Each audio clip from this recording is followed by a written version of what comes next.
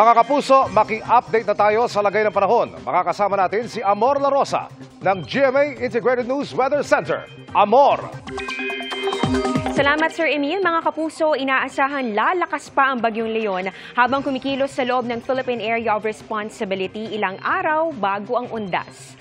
Dahil po sa Bagyong Leon, itinaas na ng Pag-asa ang signal number 1 sa Batanes, kasama po ang Cagayan at Babuyan Islands, Isabela, Quirino, Nueva Vizcaya, Apayao, Kalinga, Abra at Mountain Province. Ganon din dito sa Ifugao, northern portion ng Benguet, Ilocos Norte, Ilocos Sur, La Union, Aurora, northern portion ng Quezon, kabilang po ang Pulillo Islands, Camarines Norte, pati na rin sa eastern portion ng Camarines Sur.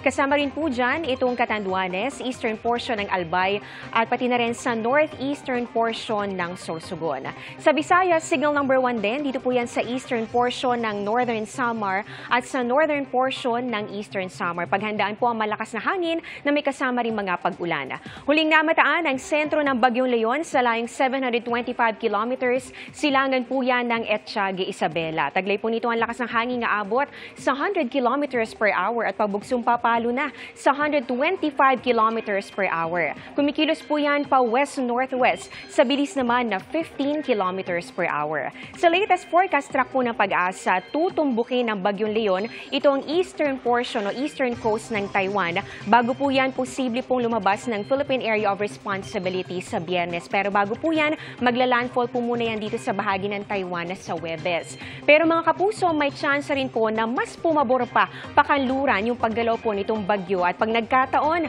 posibleng tumama o dumikit din po yan dito sa bahagi po ng Batanes o di kaya naman sa anumang bahagi ng extreme northern Luzon na pasok dito sa tinatawag po natin na area of uncertainty.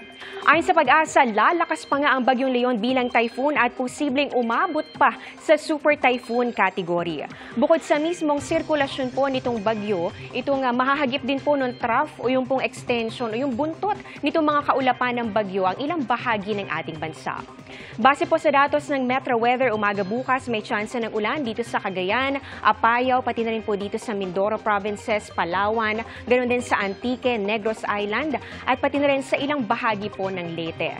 Sa hapon, kasama na po dyan, makakaranas din mga pag-ulan ang buong Cagayan Valley, ganoon din ang Ilocos Region, Cordillera, pati na rin po ang Mimaropa, Western Visayas, Northern Mindanao, Zamboanga Peninsula, at ilang bahagi pa ng Caraga Region. Dito naman sa Metro Manila, maalinsangan pero hindi pa rin inaalis ang tsansa ng localized thunderstorms. Samantala mga kapuso, update naman sa dating Bagyong Christine. Naglandfall na po yan dito sa bahagi po ng Vietnam nitong weekend. At ayon sa Pag-asa, lumiit na po ang tsansa nitong bumalik o lumapit pa ulit dito sa ating area of responsibility at malabo na ring magkaroon pa ng interaksyon sa Bagyong Leon.